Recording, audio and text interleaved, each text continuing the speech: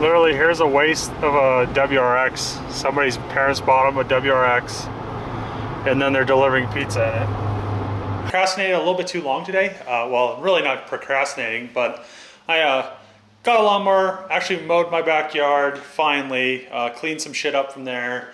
I'm gonna take some stuff over to my semi-trailer, but now it is pouring. I should have done it earlier, but I was like trying to get other stuff done. But whatever, I'm probably gonna still go do it. I have auxiliary diesel tank in my truck. I need to put it in my semi-trailer, and I have some trash that I need to throw. So I'm probably gonna throw the trash in my truck and head over to my semi-trailer. And hopefully by the time I get there, the rain dies down a little bit. So we'll see what happens. Okay, so when I went and helped Brian this weekend with his 1JZ, he gave me this thing that he got from Haltech. He wasn't going to use it. He couldn't figure out how to get all the wires through without depinning them. So he let me have it, and I'll just use this until I do the mil-spec plug right there, or wherever I do it.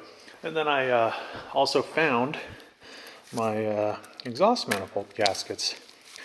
I was looking for them, and I finally found them. And then this is the my relay box for all the fuses in my car. So this was for fuses, relays, and the breakers and shit.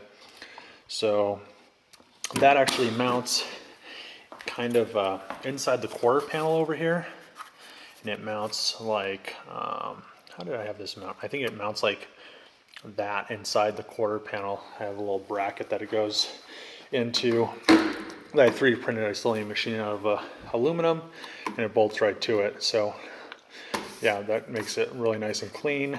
And then all these plugs it's all waterproof, so then you don't have to worry about the waterproof issue, which isn't really that big of an issue. So I'm going to go over the shop, and haven't really been working on the trailer or anything. I've just been kind of doing house stuff. So I'm going to, it's raining today, so I'm not going to really work on the trailer, but I'm going to go check some stuff out, so we'll see.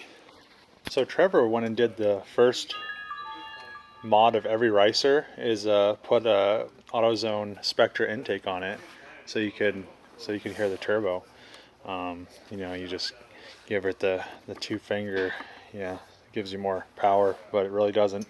Stock airboxes are actually really efficient because they usually have like a ram air, and they pressurize this box. So Can-Am intake usually does it, or just even a nice clean filter.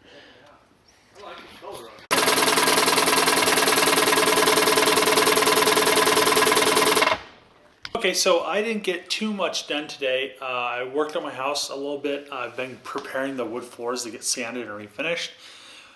There was some holes from the radiators that I removed when I did central air. So I worked on filling those holes today. So I hole sawed the hole bigger, so there was a little ledge, and then I hole sawed another piece of oak out, because the floor's oak, it's stained oak, so that's why it looks different.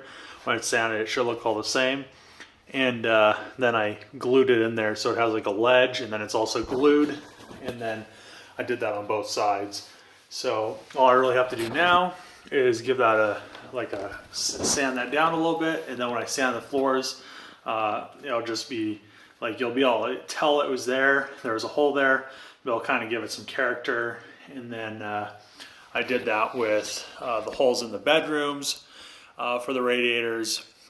So now there is no, and also the living room, there's no holes left in the floor. In my bedroom, I still need to fix the pieces that were rotted. I'm going to do that tomorrow. I was going to do some car stuff today. Ended up not doing anything, and just working on my house, because that's like the most important thing to get done. Sooner I get it done, the sooner I can work on bigger projects, car projects. So I went to Lowe's to get some stuff, and you could hear like the floors, they like squeak. There's supposed to be these things that they're like like a screw, but the head breaks off of them, and it like fixes it like screws the hardwood floors back in the subfloor before you refinish the floors. So yeah, I was going to get some of those. They don't carry them, so I'm gonna order them off eBay, and then wherever there's like a squeaky spot, I'll there's a lot of squeaky spots in this floor, so I'll probably put like one of those screws every I don't know, probably every 5 feet or something, and then hopefully the squeaks go away. I'll come back in, sand the floors. Once I get to 80 grit, then I'll do the stuff with you mix the 80 grit sanding dust with the poly. Then you fill in, like it fills in pretty much all the cracks and stuff. Then you give it a final 120 grit sand, and then I'm gonna clear it.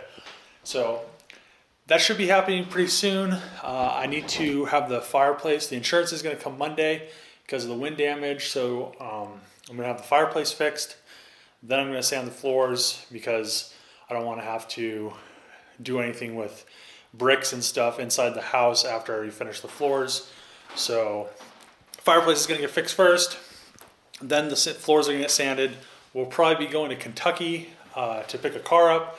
So it'll probably be after we get back from this big trip to Kentucky that I'll do the hardwood floor sanding. I was thinking about having a company do it, but I've done so much myself, and it really isn't that hard. The machine is $25 a day to rent, so I'm probably just going to end up renting it, and you pretty much just walk behind a big belt sander, like a really big belt sander, and you just don't stop when it's on the ground. So it's pretty much just like sanding anything. You just want it to be nice and smooth. So I'll just apply my bodywork skills, like doing cars and stuff, to doing this wood floor. I'm going to try to get it as smooth as possible. So I pretty much want this wood floor to look like glass.